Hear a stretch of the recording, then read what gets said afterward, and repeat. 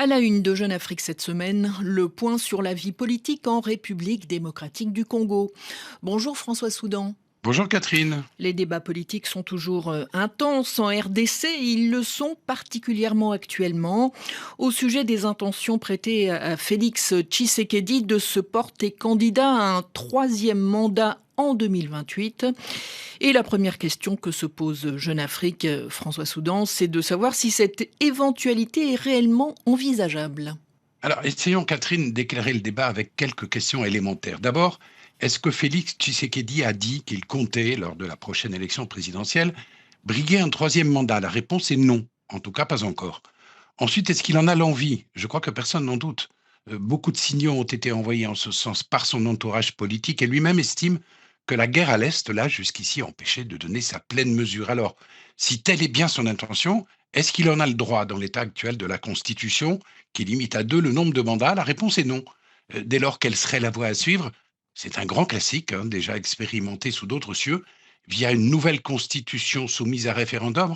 La loi référendaire, adoptée en juin par les deux chambres avant d'être envoyée pour un second examen, elle apparaît comme un premier pas dans cette direction, Catherine. Et c'est dans ce contexte qu'il y a un peu plus d'un mois, le 17 juillet, Félix Tshisekedi a annoncé la tenue prochaine d'un dialogue national avec l'opposition. Alors un mois plus tard, où en est-on? Que sait-on du contenu de ce projet de dialogue national? Alors, pour le camp présidentiel, ce dialogue national, c'est une manière de décrisper l'atmosphère face à une opposition qui est vent debout, une manière de gagner du temps, de tenir compte des recommandations des médiateurs régionaux, une manière aussi de structurer un bloc national pour faire face à la crise sécuritaire dans l'Est, et pourquoi pas, oui, de réfléchir sur le changement de constitution. Pour l'opposition, c'est tout autre chose, puisque l'objectif sine qua non de ce dialogue est à ses yeux d'obtenir l'abandon pur et simple du projet de réforme de la Constitution perçu comme un tremplin vers un troisième mandat. Autre sujet de discorde, Catherine, la participation ou non à ce dialogue des rebelles de l'AFC M23 et des kabylistes, l'opposition le souhaite, mais pour Félix Tshisekedi, c'est hors de question.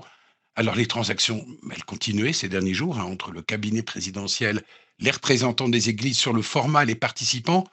Mais ne nous faisons pas d'illusions, Catherine. Même s'il se tient, les chances de réussite de ce dialogue apparaissent minces, tant les positions et les objectifs des deux camps sont contradictoires. Et on se pose la question plus généralement, François Soudan, du poids de l'opposition aujourd'hui en RDC. Quel est le rapport de force entre cette opposition et le camp présidentiel?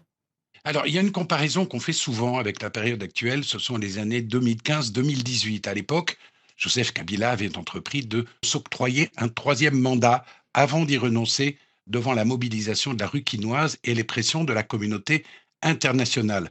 Mais comparaison n'est pas raison. Le fer de lance de la contestation face à Kabila, l'UDPS, est maintenant au pouvoir et l'opposition d'aujourd'hui, regroupée au sein de la coalition C64, peine jusqu'ici à mobiliser et à résister aux capacités répressives du régime. On verra à ce sujet ce que donnera la mobilisation annoncée pour le 15 septembre. Et puis surtout, Catherine, cette opposition, elle n'a pas la maîtrise du temps. C'est Tshisekedi qui dicte l'agenda. Quant à la communauté internationale, la donne, elle a changé par rapport à il y a 10 ans, non sans raison.